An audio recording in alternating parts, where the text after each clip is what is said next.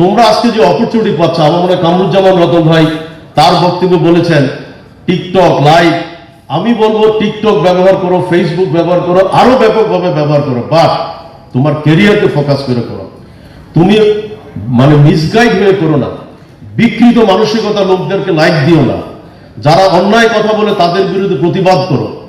তোমরা এই মাধ্যমকে এমন ভাবে ব্যবহার করো যাতে করে সমাজে অ্যাটলিস্ট এই মেসেজটুকু পায় যে আজকের এই অনুষ্ঠানে যে বিশ্ববিদ্যালয় পরিক্রমা, আজকের যে অনুষ্ঠানে উপস্থিত হয়েছে, যেখানে মাননীয় মহাসচিব মির্জা ফখরুল ইসলাম আলমগীর সাহেব উপস্থিত, সবাই বলেছে, আমি আর রিপিট করতে চাই না, উনি কিন্তু একজন শিক্ষকতা পেশা থেকে আজকে একজন রাজনীতিবিদ হয়েছেন এবং দীর্ঘ সময় মহাসচিবের দায়িত্ব পালন করার কারণটা কি? ওনার সততা, ওনার নিষ্ঠা, ওনার যে টিম স্পিরিট, সেটার কারণেই কিন্তু আলটিমেটলি কখনোই ওনার বিকল্প কেউ চিন্তা করতে পারে না। তার মানে একটা শিক্ষক থেকেও কিন্তু সমাজ পরিবর্তনের জন্য রাষ্ট্রীয় নেতৃত্ব আসা সম্ভব। তো সেই কারণে আমি বলতে চাই যে তোমরা সোশ্যাল মিডিয়াকে অবশ্যই ব্যবহার করবা। সেটা কিভাবে ব্যবহার করবো আমি তার একটি ছোট্ট উদাহরণ দিতে চাচ্ছি। গতকাল আমাদের বিশ্ববিদ্যালয়ে একজন উপদেষ্টা উনি দুইবার রিপিট করেছেন যে 1970-এর আগে কোরিয়া বাংলাদেশে দেখতে আসতো, যে বাংলাদেশের ইনফ্রাস্ট্রাকচার কত সুন্দর। তোমরা জানো যে লুই আইকানের সেই সংসদ ভবন, এর বাইরেও কিন্তু অনেকগুলো ভালো ভালো স্থাপনা কিন্তু বাংলাদেশে ছিল। তোমরা জানো পদ্মার হার্ডিঞ্জ ব্রিজ, যেটা নিয়ে একসময় আমরা প্রাউড করতাম, তাই না? আমাদের অনেকগুলো কিন্তু ভালো ভালো কিন্তু ইনফ্রাস্ট্রাকচার ছিল, কিন্তু দুর্ভাগ্যবশত কোরিয়ানরা কিন্তু তখন দেখতে আসতো বাংলাদেশের ইনফ্রাস্ট্রাকচার। আজকে যদি কোরিয়ানদেরকে বলা হয় তাহলে তারা বলবে না তোমার মাথায় কি গন্ডগোল আছে? কোরিয়ানরা আসবে বাংলাদেশের ইনফ্রাস্ট্রাকচার দেখতে।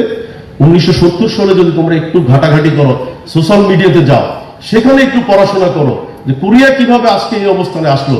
তাদের একটা সময় তাদের আর্থিক অবস্থা আমাদের থেকে অনেক নিচে ছিল, আমরা অনেক শক্তিশালী ছিল আমাদের কারেন্সি। তুমি একটু গুগলে সার্চ দিয়ে দেখো 1970 সালে বাংলাদেশের জিডিপি কত ছিল, আর 1970 তখন পাকিস্তান ছিল, সেই কারণে এটাও মাথায় রাখবো, বাংলাদেশ দিলে হবে না, তখন বলতে হবে 1970 in Pakistan what was the GDP. তখন সাউথ কোরিয়ার জিডিপি কত ছিল, আজকে সাউথ কোরিয়ার জিডিপি বাংলাদেশের কত গুণ বেশি। আজকে কিন্তু সাউথ কোরিয়াতে তোমরা জানো তারা সমস্ত পৃথিবীতে তারা কিন্তু নেতৃত্ব দিচ্ছে। আমি সাউথ কোরিয়া উদাহরণটা এই কারণে দিলাম, আমি গত পরশু সাউথ কোরিয়া থেকে এসেছি এবং আবারও আমি আগামী 2 সপ্তাহ পরে আবার যাবো। সুতরাং আমি প্রতিবারই তাদেরকে চোখে নিজের স্বচক্ষে দেখি তাদের উত্থান, তাদের উন্নতি। আমি বিভিন্ন বিশ্ববিদ্যালয়ে গিয়ে ছাত্রদের সাথে যখন কথা বলি, তারা কিন্তু আমাদের ছাত্রদের মতো না, তারা খুব ক্রিয়েটিভ হয়, তারা জানতে চায় তোমাদের দেশে উদ্যোক্তারা কিভাবে কাজ করে, ইনোভেটিভ কাজগুলো কিভাবে করে, কম্পিটিশন মানসিকতাগুলো কিভাবে করে।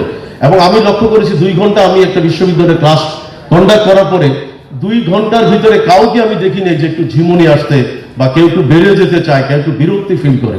তার কারণ ওদের একটা প্রচন্ড আগ্রহ থাকে এবং সেই কারণে আমি বলবো এই আগ্রহটুকু থাকতে হবে, আমাদের ভিতরে যে স্পিরিটটুকু থাকতে হবে যে আমরা ইন্টারনেট ব্যবহার করব, সোশ্যাল মিডিয়া ব্যবহার করব। কেন সোশ্যাল মিডিয়া ব্যবহার করবো? আমার চারিত্রিক উন্নতির জন্য।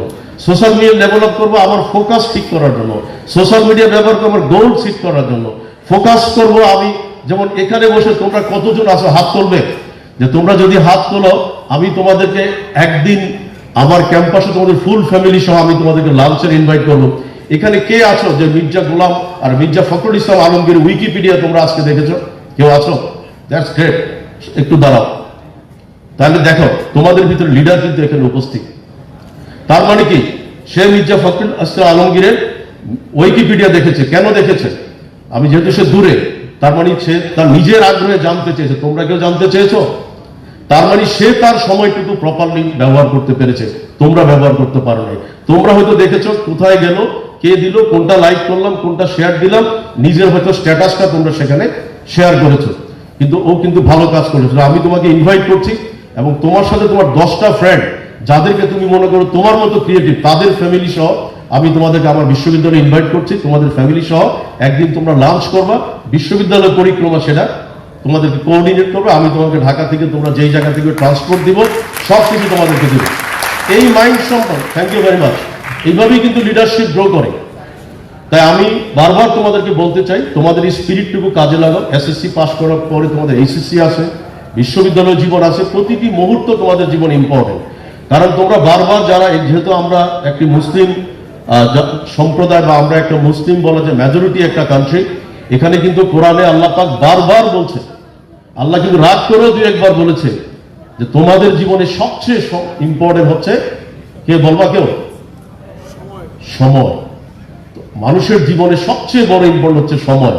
বারবার আল্লাহ রাগ করে কি বলছে, একবারও আর ফেরত পাবা না, বাবা আর কখনো। আজকে একজন একটু বললেন যে হয়তো 50 ইয়ার্স ব্যাক উনি এসএসসি পাস করেছে,